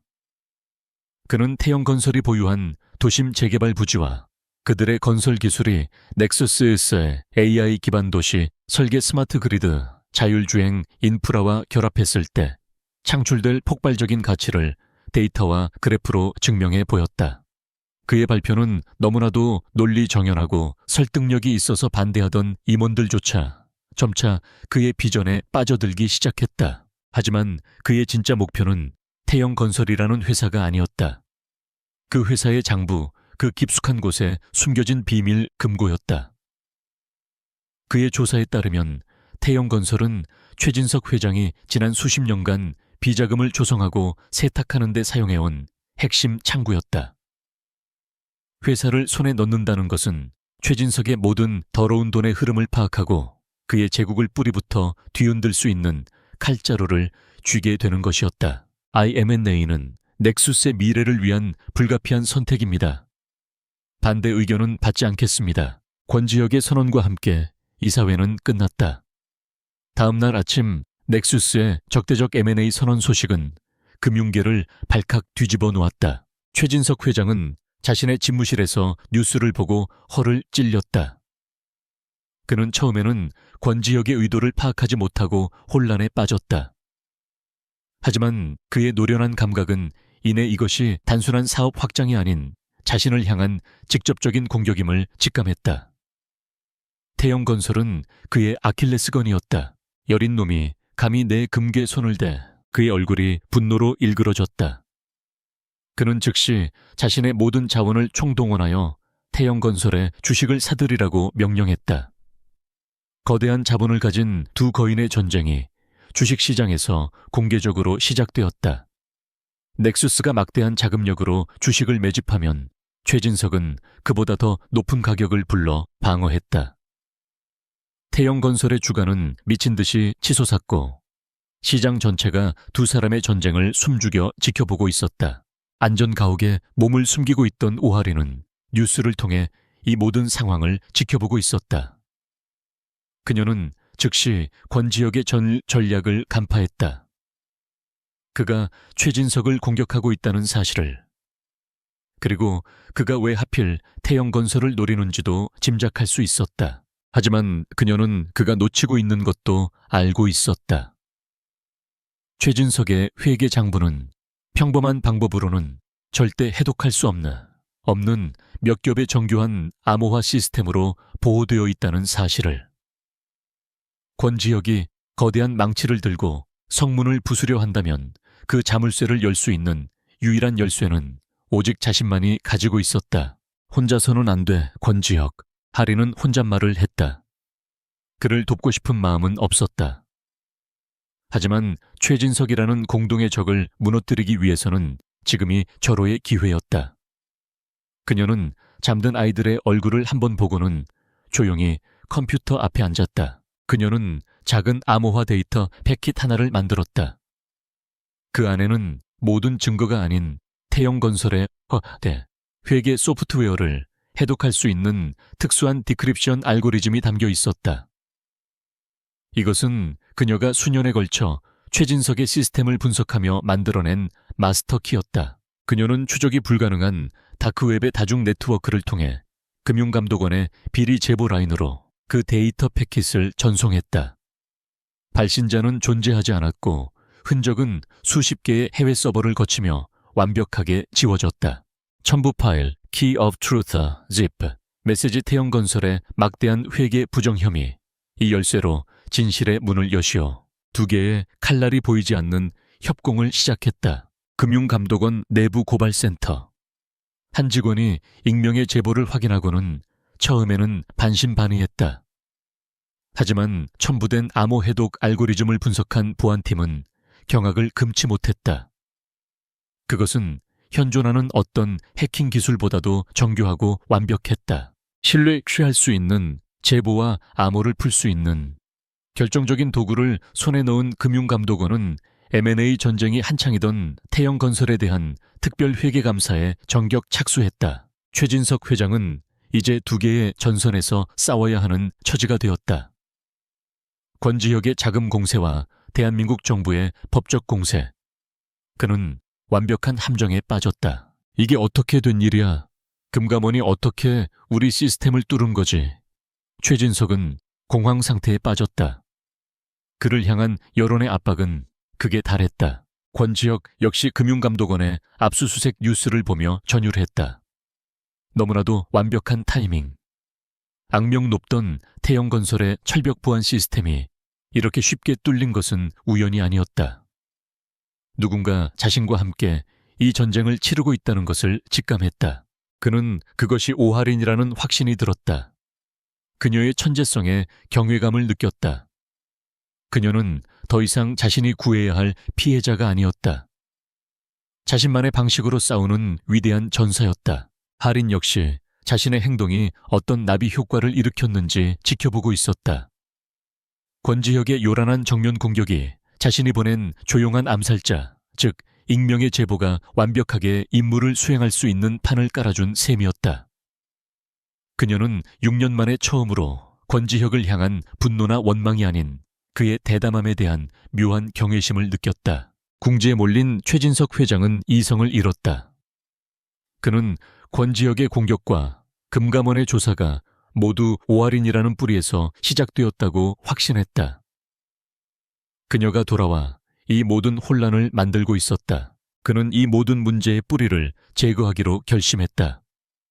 그는 자신의 가장 충직한 부하에게 비밀리에 전화를 걸었다.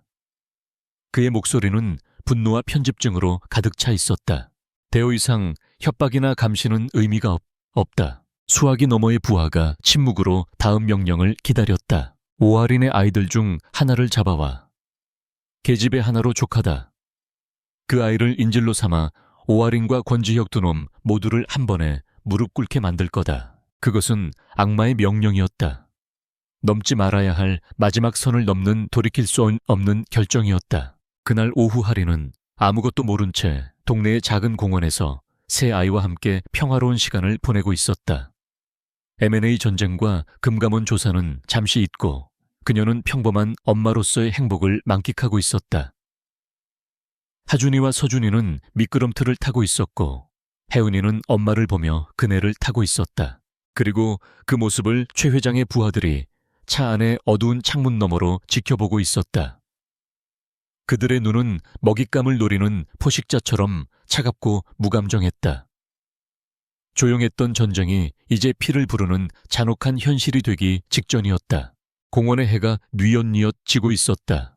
세상의 모든 색이 부드러운 주황빛으로 물드는 하루 중 가장 평화로운 시간이었다.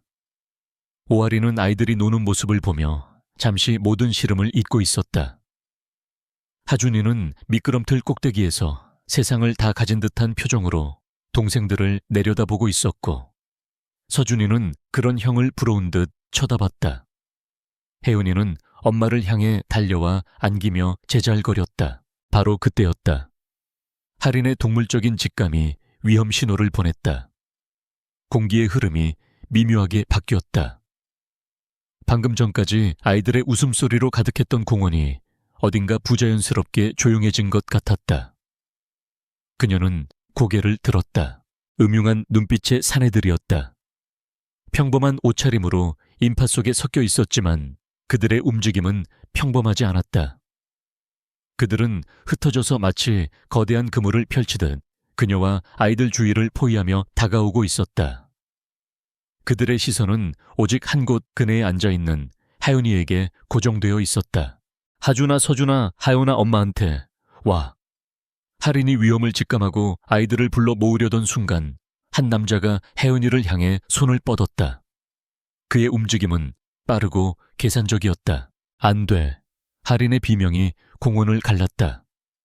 그녀는 아이를 향해 몸을 날렸지만 거리가 너무 멀었다. 남자의 거친 손이 혜은이의 작은 어깨에 닿기 직전 다른 그림자들이 나타났다. 귀에 이어피스를 꽂은 검은 양복의 남자들. 그들은 유령처럼 나타났다. 어디서 나타났는지 아무도 알아차리지 못했다. 그들은 최진석 회장의 부하들이 미처 반응하기도 전에 소리 없이 그들을 제압하기 시작했다. 한 명은 혜은이에게 손을 뻗던 남자의 팔을 꺾어 뒤로 돌렸고, 다른 한 명은 할인의 뒤쪽에서 접근하던 다른 남자의 목덜미를 정확하게 가격하여 의식을 잃게 만들었다. 싸움이라고 부르기에도 민망할 정도로 짧지만 일방적인 제압이었다. 그들의 움직임에는 군더더기가 없었고 오직 효율성과 정확성만이 존재했다. 10여 초 만에 공원 바닥에는 최진석의 부하들이 신음하며 쓰러져 있었다. 주변 사람들은 무슨 일이 일어났는지조차 제대로 파악하지 못했다. 할인은 충격과 공포 속에서 새 아이를 자신의 등 뒤로 필사적으로 숨겼다. 그녀의 눈에는 새로 나타난 남자들에 대한 극도의 경계심이 서려 있었다. 상황이 정리되자 나측은 얼굴이 그녀에게 다가왔다. 권지혁의 그림자 김비서였다. 괜찮으십니까, 오하린 씨? 그의 목소리는 침착했지만 그의 입에도 식은땀이 맺혀 있었다. 조금만 늦었더라면 끔찍한 일이 벌어졌을 것이다. 어떻게, 당신들이 왜 여기에? 할인의 목소리는 떨리고 있었다. 그녀는 여전히 아이들을 보호하려는 듯 자세를 낮추고 있었다. 권 회장님의 지시입니다. 김 비서는 최대한 그녀를 안심시키려는 듯 부드러운 어조로 말했다. 며칠 전부터 혹시 모를 위협에 대비해 저희가 멀리서 지켜보고 있었습니다. 회장님께서는 최진석 회장이 무슨 짓을 할지 모른다고 판단하셨습니다. 권지혁이 그가 자신과 아이들을 보호하고 있었다. 할인의 마음속이 복잡하게 요동쳤다. 분노와 원망, 그리고 자신도 모를 안도감이 뒤섞여 그녀를 혼란스럽게 만들었다. 하지만 이제 더 이상 혼자서 싸울 수 없다는 것을 깨달았다. 최진석의 마수는 아이들에게까지 뻗쳐왔다. 이 전쟁을 끝나에 내야만 했다. 아이들의 평범한 일상을 되찾아주기 위해서라도 김 비서는 쓰러져 있는 남자들을 자신의 팀원들에게 처리하도록 지시한 뒤 할인에게 말했다. 이곳은 더 이상 안전하지 않습니다. 저희가 마련한 안전가옥으로 가시죠. 아이들도 많이 놀란 것 같습니다. 할인은 잠시 망설였다. 그의 손을 잡는다는 것은 6년 만에 다시 권지혁의 세계로 들어가는 것을 의미했다. 하지만 겁에 질려 우는 아이들의 얼굴을 보자 그녀의 망설임은 사라졌다. 알겠습니다. 권지혁이 마련한 안전가옥은 서울 외곽의 한적한 곳에 위치한 고급 타운하우스였다. 외부에서는 평범한 주택처럼 보였지만 내부는 최첨단 보안 시스템으로 무장되어 있었다. 할인이 살던 낡은 빌라와는 모든 것이 달랐다. 아이들은 낯선 환경에 처음에는 어색해했지만 김 비서가 준비해둔 장난감과 간식을 보고는 금세 안정을 되찾았다. 하준이와 서준이는 로봇을 조립하기 시작했고 하윤이는 김비서가 건넨 커다란 곰인형을 품에 꼭 안고 소파 위에서 잠이 들었다. 아이들이 안정을 찾은 것을 확인한 후에야 김비서는 조심스럽게 할인에게 본론을 꺼냈다. 그는 다음 날 열릴 베리타스 그룹의 긴급 주주 총회에 대한 이야기를 전했다. 권 회장님께서는 그곳에서 최후의 일격을 가할 계획입니다. 태영건설의 비자금 내역은 금감원을 통해 거의 확보되었습니다. 하지만 최진석 회장을 법적으로 완전히 파멸시키기에는 증거가 조금 부족합니다. 그는 분명 6년 전 사건을 물고 늘어지며 여론을 호도하려 할 겁니다. 김 비서는 잠시 말을 멈추고 할인의 눈을 똑바로 쳐다보았다. 그는 권지혁의 말을 대신 전했다. 최 회장을 완전히 끝낼 수 있는 마지막 열쇠는 오직 당신만이 가지고 있다고 하셨습니다. 할인은 그의 말이 무엇을 의미하는지 즉시 알아차렸다. 6년 전 최진석이 자신을 협박했던 지옥 같았던 그날의 대화. 그녀는 만일의 사태에 대비해 그 모든 대화를 녹음해 두었었다. 그것은 그녀의 마지막 보험이자 지난 6년간 그녀를 짓눌러온 고통의 증거였다. 그녀는 이 녹음 파일을 누구에게도 심지어 자신을 도와주는 조력자에게도 넘기지 않고 혼자 간직해왔다. 그것은 너무나도 개인적이고 아픈 상처였기 때문이다. 그녀는 침묵했다. 그 녹음 파일을 세상에 공개한다는 것은 자신의 가장 치욕스럽고 아픈 과거를 모든 사람 앞에 드러내는 것과 같았다. 권지혁을 구하기 위해 어떤 희생을 치렀는지, 그와 어떤 관계였는지, 그리고 아이들의 존재까지도 세상에 알려질 수 있었다. 그녀가 지키고 싶었던 모든 것이 위험에 처할 수 있었다. 하지만 그녀의 눈앞에 오늘 공원에서 혜은이를 향해 뻗어오던 그 더러운 손이 떠올랐다. 최진석을 이대로 둔다면 아이들은 평생 위험 속에서 살아야 할 것이다. 더 이상 물러설 곳이 없었다. 하리는 결심했다. 그녀는 자리에서 일어나 자신의 가방에서 작은 파우치를 꺼냈다. 그 안에는 그녀가 항상 몸에 지니고 다니던 작은 암호화 USB 드라이브가 들어있었다. 그녀는 김 비서에게 그것을 건넸다. 이 안에 모든 것이 담겨 있어요. 그녀의 목소리는 작았지만 그 안에는 강철 같은 의지가 담겨 있었다. 그 사람 반드시 끝내주세요. 김 비서는 USB를 받아들고 정중하게 고개를 숙였다. 반드시 그렇게 하겠습니다. 그들의 보이지 않던 연대는 이제 의식적인 동맹이 되었다. 6년이라는 긴 시간을 돌아 두 사람은 마침내 같은 적을 향해 함께 칼을 겨누게 된 것이다. 김 비서가 떠난 후 하리는 잠든 아이들의 곁으로 갔다. 그녀는 혜은이의 머리를 쓰다듬으며 조용히 속삭였다. 이제 곧 끝날 거야, 아가. 엄마가 약속할게. 너희들이 마음껏 웃고 뛰어놀 수 있는 세상을 꼭 되찾아 줄게. 창밖은 다시 어둠에 잠겨 있었지만 하리는 아주 먼 곳에서 희미한 새벽빛이 밝아오고 있음을 느끼고 있었다. 지독하게 길었던 밤이 끝나가고 있었다. 다음 날 베리타스 그룹의 본사 대강당에서 열린 긴급 주주총회장. 분위기는 살얼음판 같았다. 최진석 회장은 넥수스의 적대적 M&A 시도를 방어하고 태영건설에 대한 금융감독원의 조사는 사소한 오해일 뿐이라며 투자자들을 안심시키려 애썼지만 그의 얼굴에는 초조함과 피로가 역력했다. 수십 년간 쌓아온 그의 철옹성 같던 왕국이 사방에서 공격받고 있었다. 기자들의 카메라 플래시가 쉬지 않고 터졌고 주주들의 수군거림은 불안한 파도처럼 회의장을 떠돌았다.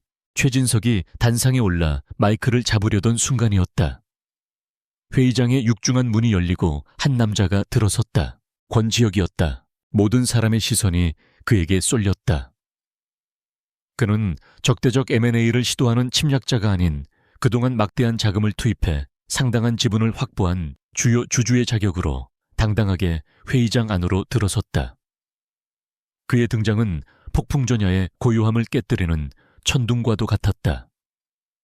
그의 뒤를 따르는 김 비서와 변호인단은 그의 존재감을 더욱 굳건하게 만들었다. 권지혁은 최진석을 향해 잠시 차가운 시선을 보낸 뒤 주주석의 가장 앞자리에 앉았다. 그의 얼굴에는 어떤 감정도 드러나지 않았지만 그의 존재만으로도 회의장의 공기는 더욱 무겁게 가라앉았다. 최진석은 애써 태연한 척하며 주주총회를 시작했다. 그는 현란한 미사 요구와 거짓된 데이터로 현재의 위기를 포장하려 했다. 하지만 그의 연설이 절반쯤 진행되었을 때 권지혁이 자리에서 일어났다. 이장 주주로서 긴급 발언을 요청합니다. 그의 낮고 차가운 목소리는 마이크 없이도 회의장 전체에 선명하게 울려 퍼졌다. 최진석의 얼굴이 굳어졌다. 규정상 주요 주주의 발언 요청을 거부할 수는 없었다. 권지혁은 천천히 연단으로 걸어나갔다. 그는 비난이나 폭로 대신 데이터로 이야기하기 시작했다. 최진석 회장님께서는 베리타스 그룹의 투명한 경영을 강조하셨습니다. 그렇다면 이 데이터에 대해서도 설명해 주실 수 있겠습니까? 그가 손짓하자 그의 팀이 준비한 영상이 회의장 전면에 거대한 스크린에 펼쳐졌다.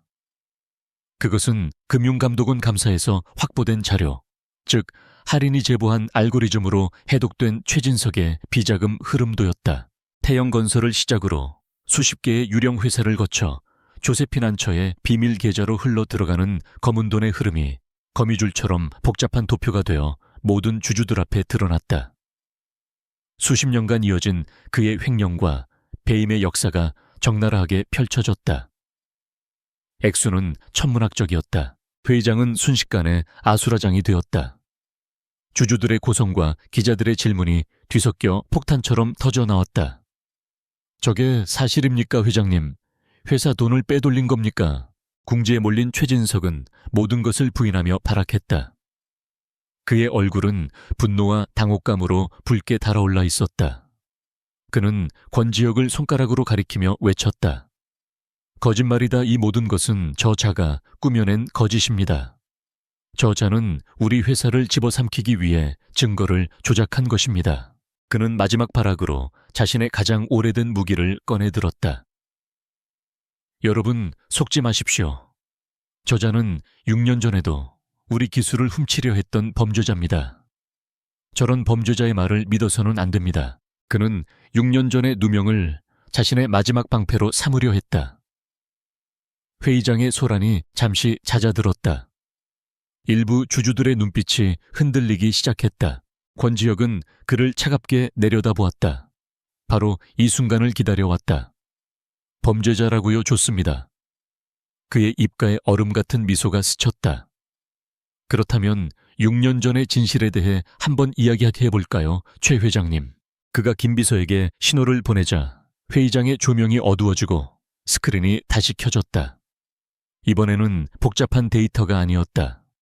오디오 파일의 파형이 화면 위에서 떨리고 있었다. 회의장 전체에 숨막히는 침묵이 흘렀다. 그리고 6년 전 그날의 목소리가 회의장 전체에 울려 퍼졌다. 스피커에서는 먼저 최진석의 지금보다 젊지만 똑같이 잔인하고 교활한 목소리가 흘러나왔다. 최진석, 권지혁을 저 차가운 감옥에 보내고 싶지 않다면 네가 떠나. 조용히 그놈 인생에서 영원히 사라지라고. 다음으로 겁에 질렸지만 필사적으로 자신을 방어하려는 어린 할인의 목소리가 들렸다. 오할인 제가 왜 그래야 하죠? 그 사람은 아무 잘못도 없어요. 이건 회장님이 조작하신 거잖아요. 주주석에서 경악의 탄성이 터져 나왔다. 최진석의 얼굴은 새하얗게 질려갔다. 최진석 비웃음 아직 세상 물정 모르는군. 내가 조작했든 안 했든 모든 증거는 권지혁을 가리키고 있어. 내가 손만 까딱하면 그놈은 바로 나락으로 떨어져. 하지만 네가 내 제안을 받아들인다면 그놈을 살려주지. 오할인, 제가 어떻게 해야 하죠? 할인의 절망적인 목소리에 이어 최진석의 악마 같은 속삭임이 이어졌다. 최진석 다른 남자가 생겼다고 해. 그놈의 일에 대한 집착에 질렸다고 해. 지독하고 차갑게 그놈 가슴에 비수를 꽂아. 그리고 다시는 돌아오지 마. 단 한 번이라도 내 눈에 띄거나 연락하는 날엔 권지혁은 내 손에 죽어. 명심해. 녹음이 끝나자 회의장에는 숨막히는 침묵만이 흘렀다. 모든 것이 명백해졌다. 권지혁은 범죄자가 아니었다. 그는 함정에 빠진 피해자였다. 오하리는 배신자가 아니었다. 그녀는 사랑하는 남자를 구하기 위해 스스로를 희생한 영웅이었다.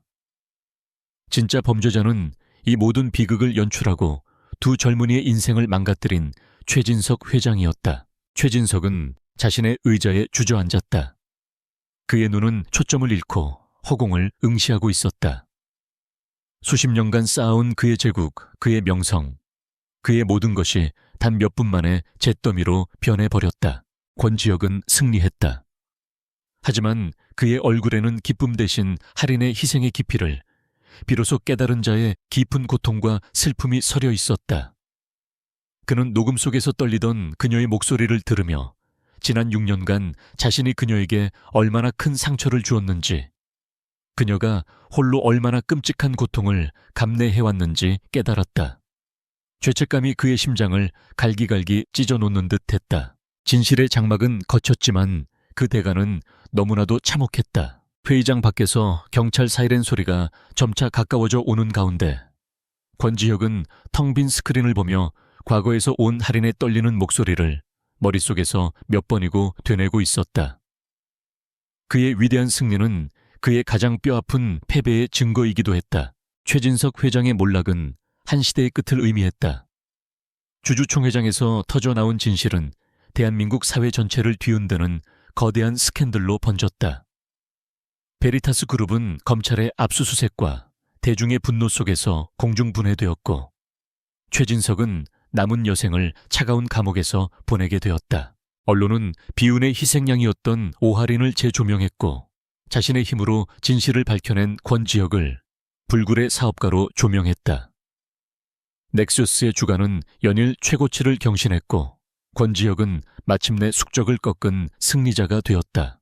하지만 권지혁은 승리감을 느끼지 못했다. 그의 마음은 모든 것을 집어삼키는 거대한 죄책감으로 가득 차 있었다. 그는 축배를 드는 대신 자신의 펜트하우스에서 며칠 동안 칩거했다. 스크린에 떠오른 자신의 성공 신화를 그는 텅 빈 눈으로 바라볼 뿐이었다. 그의 귓게는 주주들의 환호성이 아닌 녹음기 속에서 떨리던 할인의 목소리만이 메아리치고 있었다. 그녀가 홀로 감당해야 했을 6년의 세월. 아이들을 지키기 위해 싸워야 했던 고독한 시간들. 그 모든 것이 자신의 어리석음과 오만 때문에 비롯되었다는 사실이 그를 짓눌렀다. 그는 김비서를 불렀다. 오하린 씨와 아이들은 어떻게 지내고 있지? 안전가옥에서 안정을 취하고 계십니다. 아이들도 많이 밝아졌습니다. 그래. 지혁은 잠시 침묵하다가 무겁게 입을 열었다. 그녀에게 직접 연락하거나 찾아가지 마. 지금은 그녀의 시간이 필요해. 그는 아직 그녀를 마주할 용기가 없었다. 그는 자신이 저지른 과오를 용서받을 자격이 없다고 생각했다. 대신 그는 그림자 속에서 그녀를 위해 할 수 있는 모든 것을 하기로 결심했다. 그는 자신의 모든 자원을 동원해 할인과 그녀의 가족을 돕는 데 집중했다. 그는 익명으로 그녀 어머니의 병원비를 모두 지불하고 국내 최고의 의료진에게 치료를 받을 수 있도록 조치했다. 병원 측에는 후원자의 신원을 절대 밝히지 말라고 신신당부했다. 또한 아이들의 미래를 위해 아무도 추적할 수 없는 거액의 신탁펀드를 조성했다. 아이들이 성인이 될 때까지 매달 충분한 생활비와 교육비가 지급되고 이후에도 경제적으로 독립할 수 있는 기반이 되도록 설계했다. 이 모든 일은 할인에게 직접 연락하지 않고 그녀의 시간을 존중하며 조용히 진행되었다. 그것은 그가 할 수 있는 유일한 속죄의 방식이었다. 시간이 흘렀다. 오하린은 마침내 최진석이라는 악몽에서 벗어나 완전한 자유를 얻었다. 그녀는 안전 가옥을 떠나 햇살이 잘 드는 아늑한 아파트로 이사했다. 그녀의 실력은 업계에 알려져 이제는 음지가 아닌 양지에서 최고의 대우를 받으며 일하게 되었다. 그녀는 더 이상 쫓기지 않았고 아이들과 함께 평범한 일상을 누릴 수 있게 되었다. 모든 것이 제자리를 찾은 듯 했지만 그녀의 마음 한구석에는 설명할 수 없는 공허함이 남아 있었다. 지난 6년간 그녀를 달리게 했던 복수라는 목표가 사라진 지금 그녀는 앞으로의 삶을 어떻게 살아야 할지 막막했다. 특히 권지혁과 아이들의 아빠라는 존재에 대해 어떻게 해야 할지 결정해야 했다. 그는 단 한 번도 그녀에게 연락하지 않았다. 하지만 그녀는 알고 있었다. 어머니의 병원이 갑자기 최고의 시설로 옮겨진 것도 자신의 계좌로 출처를 알 수 없는 거액의 컨설팅 비용이 입금된 것도 모두 그의 소행이라는 것을. 그는 멀리서 그녀의 삶을 지탱해주고 있었다. 그의 방식은 여전히 서툴렀지만 그 안에는 진심이 담겨 있었다. 그러던 어느 날 오후 권지혁이 마침내 그녀를 찾아왔다. 그는 약속도 없이 그녀의 새 아파트 앞에서 초조하게 그녀를 기다리고 있었다. 마트에서 장을 보고 아이들과 함께 돌아오던 하리는 아파트 입구에 서 있는 그를 보고 그 자리에 멈춰 섰다. 6년 전 빌라 앞에서의 대치 상황과는 완전히 다른 공기였다. 조용하고 무겁고 슬펐다. 아이들이 그의 존재를 알아보고 하린의 등 뒤로 숨었다. 하린은 아이들을 안심시킨 뒤 그에게 다가갔다. 그는 어떤 요구도 하지 않았다. 그저 그녀 앞에 서서 진심을 담아 무너지는 마음으로 사과했다. 그의 목소리는 그가 평생 내본 적 없는 낮고 떨리는 목소리였다. 내가 틀렸었어, 하린아. 그는 말을 이었다. 난 널 믿지 못했어. 아니, 믿으려 하지 않았지. 내 자존심이, 내 야망이 내 눈을 멀게 만들었어. 네가 얼마나 큰 고통 속에서 나를 지켜내려 했는지 나는 상상조차 하지 못했어. 미안하다는 말로는 부족하다는 거 알아. 평생을 갚아도 모자랄 빚을 졌어. 그는 자신의 나약함을 인정했고 그녀의 위대했던 희생 앞에 자신이 얼마나 자격 없는 사람이었는지를 고백했다. 얼음 군주의 모습은 온데간데 없었다. 그녀를 향한 미안함으로 영혼까지 무너져 내린 한 남자만이 서 있었다. 그는 연인으로서의 두 번째 기회를 구걸하지 않았다. 그의 부탁은 훨씬 더 간절하고 겸손한 것이었다. 나는 아버지가 될 자격이 없다는 거 알아. 지난 6년간 아이들의 곁에 있어 주지 못했으니까. 그는 등 뒤에 숨어 자신을 엿보는 아이들을 향해 슬픈 눈빛을 보냈다. 하지만 아이들에게는 아버지가 필요할지도 몰라. 내가 그 아이들의 삶에 들어가도 될지. 그 결정은 네가 해줘. 어떤 결정이든 나는 존중할게. 만약 네가 원하지 않는다면 다시는 너와 아이들 앞에 나타나지 않을게. 지금처럼 뒤에서 조용히 도울게. 그는 모든 결정권을 그녀에게 넘겼다. 하리는 오랫동안 침묵했다. 그녀의 마음속에서 수만 가지 감정이 교차했다. 분노, 원망, 그리움, 그리고 연민. 그녀는 눈앞에 완전히 부서지고 진심으로 참회하는 남자를 보았다. 그녀가 사랑했던 남자, 그리고 그녀를 아프게 했던 남자. 그녀는 대답 대신 낮은 목소리로 말했다. 내일 오후 아이들과 공원에 갈 거예요. 그것은 허락이 아니었다. 하지만 초대였다. 굳게 닫혔던 문을 아주 조금 열어 보이는 신호였다. 권지혁의 눈에 희미한 희망의 빛이 서렸다. 그는 차마 고맙다는 말도 하지 못하고 그저 고개를 숙였다. 다음 날 오후 햇살이 눈부신 공원. 새아이는 그네와 미끄럼틀을 타며 즐겁게 웃고 있었다. 하리는 벤치에 앉아 그 모습을 평화롭게 지켜보고 있었다. 그녀의 얼굴에는 오랜만에 진정한 평온이 깃들어 있었다. 그때 권지혁이 나타났다. 그의 손에는 아이들의 수만큼 알록달록한 연 3개가 들려 있었다. 최고급 슈트 대신 어색한 캐주얼 차림을 한 그는 영락없이 뭘 해야 할지 모르는 초보 아빠의 모습이었다. 그는 어색하고 긴장된 모습으로 아이들에게 다가갔다. 아이들은 낯선 아저씨의 등장에 경계심을 보였다. 지혁은 어떻게 해야 할지 몰라 잠시 망설이다가 조심스럽게 연 하나를 내밀었다. 이거 같이 날려볼까? 그때 첫째 하주은이가 그를 빤히 쳐다보며 물었다. 아이의 순수한 그러나 가장 핵심을 찌르는 질문이었다. 아저씨, 우리 아빠예요. 공기 중에 무거운 침묵이 흘렀다. 지역은 어떻게 대답해야 할지 몰라 할인을 돌아보았다. 그녀는 벤치에 앉아 이 모든 것을 지켜보고 있었다. 그녀는 아주 작게, 거의 눈에 띄지 않게 고개를 끄덕여 주었다. 그녀의 허락, 지역은 아이의 눈높이에 맞춰 무릎을 꿇었다.